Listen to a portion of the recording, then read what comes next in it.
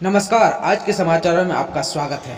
मुख्यमंत्री हेमंत सोरेन ने गुरुवार को देवघर और दुमका के उपायुक्त साथ वीडियो कॉन्फ्रेंस के जरिए गुरुवार को बैठक की। बैठक के दौरान मुख्यमंत्री ने कोरोना संक्रमण के कारण इस साल श्रावणी मेले का आयोजन स्थगित रखने का निर्देश दिया।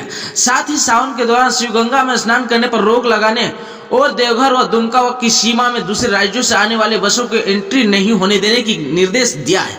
उन्होंने कहा, कोरोना संक्रमण के खिलाफ हमें और लड़ाई लड़नी है। श्रावणी मेला नजदीक है। श्रावण मास में पूरे देश के श्रद्धालु बाबा धाम और बासुकीनाथ आते हैं। राज्य सरकार राज्यवासियों के बेहतर स्वास्थ्य के प्रति गंभीर है। सरकार संक्रमण काल में लोगों के स्वास्थ्य को लेकर किसी तरह का जोखिम नहीं लेना चाहती, जिससे झारखंड महामारी के बुरे दौर में चले जाए। बैठक में उन्होंने कहा, संक्रमण को हल्के में नहीं लेना है, इसके प्रति गंभीरता जरूरी है, पूरी सतर्कता से कार्य करना है। इस वजह से राज्य सरकार ने श्रावणी मेला का आयोजन इस वर्ष नहीं करने का निर्णय लिया है। हमें सामाजिक व्यवस्था और परंपरा के स्थगित रखते हुए कार्य करना है। इस दौरान मुख्य सचिव Sukhdev Singh, DGP MP MV Rao सहित अन्य अधिकारी मौजूद थे। लेके इस तरह के फैसले से निशिकांत दुबे दुख जताया है। उन्होंने कहा कि हाईकोर्ट में लंबित मामले पर फैसला आने से पहले बाबाधाम में श्रावणी मेला पर अपना निर्णय सुनाकर मुख्यमंत्री ने कोर्ट की अवमानना की है। हमारे वकील कोर्ट में यह मुद्दा जरूर उठाएंगे। मुख्यमंत्री का बयान दुर्भाग्यपूर्ण है। उन्होंने कहा, जब काशी विश्वनाथ, तिरुपति, उज्जैन और कोलकाता का कालीघाट मंदिर खुल गया है तो देवघर का मंदिर क्यों नहीं खुलेगा? मंदिर खुलना अलग चीज है और श्रावणी मेला का आयोजन अलग। हेमंत सोरेन ने कैसे झारखंड में मंदिरों को बंद रखा है? उत्तराखंड में सरकार ने चारों ओर धाम की यात्रा की अनुमति दी है तो उसका SOP बनाया है। केवल उत्तराखंड राज्य के श्रद्धालु इसमें भाग ले सकेंगे। बिहार में भी सारे मंदिर खुल गए हैं, तो फिर झारखंड में यह फरमान क्यों? बेटे को चढ़ाना चाहता था बलि, लेकिन बात नहीं बनने पर कीटनाशक दवा खाकर आत्महत्या कर ली। यह घटना त्यूडी गांव का है। त्यूडी गांव में बुधवार की रात तंत्र मंत्र विद्या के चक्कर में पड़कर व्यक्ति ने आत्महत्या कर ली। बताया जाता है कि गणेश महतो ने कीटनाशक खाकर जान दे दी। मिली जानकारी के अनुसार गणेश महतो तंत्र विद्या सीख रहा था। वह किसी ओझा गुनी के चक्कर में आता। तंत्र विद्या सीखने वाले व्यक्ति द्वारा गणेश का यह प्रलोभन दिया गया कि यदि वह अपने 10 वर्षीय बेटे की बलि चढ़ा देता है तो वह तंत्र विद्या में निपुण हो जाएगा। इसको लेकर गणेश ने अपनी पत्नी को बताया तथा बेटी की बलि दी जाने की तैयारी करने लगा, लेकिन पत्नी ने मना कर दिया। पत्नी को मना करने पर उसने पहले तो खोटी सुनाया, फिर मांग पूरी नहीं होने पर गणेश ने घर में रखी हुई कीटनाशक की 3 गोलियां खा ली। घर में हालात खराब होने के बाद उसे इलाज के लिए सदर अस्पताल लाया गया, लेकिन वह उसे नहीं बचा पाया। उसकी वहीं मौत हो गई। और कुदरत ने कुदरती कहर ज्यादा ही ढाते जा रहा है। देवदाण थाना क्षेत्र के चोरबाद में ठनका गिरने से संजय मंडल के 12 वर्षीय पुत्र निखिलेश कुमार की मौत हो गई। इस घटना में 2 मवेशी भी मर गया।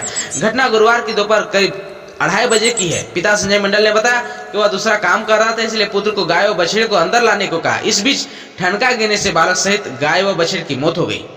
परिजनों ने बेटे को इलाज के लिए सदर अस्पताल पहुंचाया, लेकिन चिकित्सक ने उसे मृत घोषित कर दिया। महगवा प्रखंड के नयानगर में 2.5 करोड़ की लागत से बने नया पावर सब स्टेशन का उद्घाटन गुरुवार को गोड्डा सांसद डॉक्टर निशिकांत दुबे व महगवा विधायक दीपिका पांडे सिंह ने संयुक्त रूप से किया। उद्घाटन के पश्चात डॉक्टर निशिकांत ने क्षेत्र के लोगों को पावर ग्रिड से मिलने वाले फायदे की जानकारी भी दी। कहा कि क्षेत्र में विकास की रफ्तार तेज हो गई है। जल्द ही कोल मंत्रालय महगवा तिरुपति रेल लाइन को मंजूरी देगी। सांसद ने कहा कि चुनाव के दौरान जब उनका आगमन हुआ तो उन्हें काफी भला बुरा सुनने को मिला। यह पावर ग्रिड जहां बनकर तैयार हुआ है वह सरकारी जमीन है। लोगों के लिए सही काम करने का अंजाम भी सही होता है। पथरगमा थाना क्षेत्र लखन पहाड़ी ग्राम के यादव टोला में गुरुवार की सुबह 18 वर्षीय राजेश कुमार यादव ने गले में गमछी का फंदा लगाकर आत्महत्या कर ली। जानकारी के मुताबिक राजेश का शव उसके घर के करकट में लगे बांस पर झूलता पाया गया। मृतक पानीपत में मजदूरी करता था। 1 माह पूर्व वह अपने लाख घर लखन पहाड़ी लौटा था। सूचना मिलते ही पथरगमा थाना प्रभारी सुरेंद्र कुमार सिंह और निरीक्षक चंद्रशेखर सिंह पुलिस बल के साथ घटना स्थल पर पहुंचे। पंचनामा तैयार कर शव को पोस्टमार्टम के लिए गोड्डा सदर अस्पताल भेज दिया गया। रेलवे पुल के पास फेंका मिला चावल और साबुन। कोरोना संकट में क्षेत्र में कोई भी व्यक्ति भूखे न रहे, इसके लिए सरकार लोगों के बीच राशन वितरण करवा रही है। गुरुवार को जरमुंडी थाना अंतर्गत बजरंगबली मोड़ के पास रेलवे पुल के समीप चावल, आटा, साबुन, चूड़ा लगभग 70 बोरी चावल रात के अंधेरे में फेंका मिला। सुबह जैसे ही लोगों को इन खाद्य सामग्रियों पर नजर पड़ी, लूटने के लिए आसपास के लोग जुट गए। देखते देखते लोगों ने अलग अलग बोरी में खाद्य सामग्री को भरकर ले गए। जो जितना उठा सका वो सामान लेकर चले गए। लोगों ने बताया कि फेंके गए सामान खाने लायक नहीं है, चावल बर्बाद हो गया। लेकिन सोचने वाली बात है कि लॉकडाउन में कितने आदमी को जरूरत खाने का था, अगर दे दिया जाता तो गरीब का पेट भर जाता। आखिर यह खाद्य सामग्री फेंकी क्यों गई, इसको लेकर सवाल उठने लगे हैं। स्थानीय प्रशासन को इस ओर ध्यान देने की आवश्यकता है और यह जांच का विषय है, आखिर फेंकने का कारण क्या हो सकता है। अब एक नजर देश दुनिया की खबरों पर। चीन को भारत से रहना होगा अब सावधान, 33 लड़ाकू विमान आ रहे हैं भारत में। लंबे समय से वास्तविक नियंत्रण रेखा पर चल रहे भारत चीन के बीच सीमा विवाद को लेकर ड्रैगन को सावधान रहने की जरूरत है। 33 लड़ाकू विमान को खरीदा जा रहा है भारत में।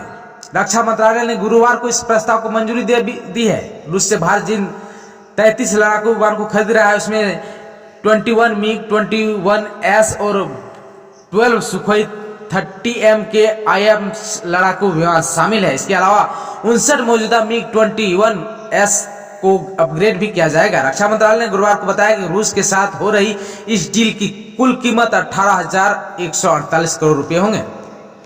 चीन को जवाब देने की तैयारी, सर्जिकल स्ट्राइक करने वाली स्पेशल फोर्स लद्दाख में तैनात। स्पेशल फोर्स 2017 में की गई सर्जिकल स्ट्राइक में अहम भूमिका निभाई थी। सूत्रों ने कहा कि अगर जरूरत पड़ी तो उसका इस्तेमाल चीन के खिलाफ भी किया जा सकता है।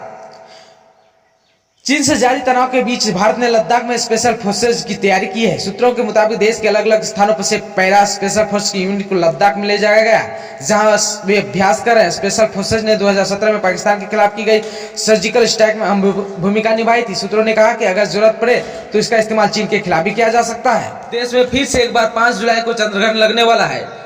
जानिए भारत में चंद्रग्रहण का समय क्या होगा। चंद्रग्रहण का समय दोपहर 3:07 से रात के 8:37 और 23 सेकंड तक होगा। 5 जुलाई को ग्रहण के दौरान चंद्रमा पर पृथ्वी की छाया पड़ेगी। चंद्रग्रहण सबसे देर तक उत्तरी अमेरिका, दक्षिणी अमेरिका और अफ्रीका में नजर आएगा। इसके अलावा चंद्रग्रहण दक्षिणी पश्चिमी यूरोप और हिंद महासागर के इलाके में भी नजर आएगा। चंद्रग्रहण का कुल वक्त 2 घंटे 45 मिनट का होगा।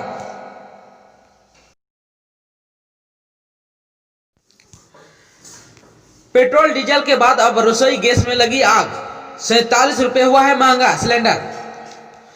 जुलाई महीने में पेट्रोलियम कंपनी ने LPG सिलेंडर की कीमतों में वृद्धि की है। जून 2020 तक लोगों को 14.2 किलो का घरेलू सिलेंडर के लिए 646 रुपया भुगतान करना पड़ता था, अब उन्हें 650 रुपया भुगतान करना होगा। देश के राज्यों में सिलेंडर गैस की कीमत में अलग अलग वृद्धि हुई है।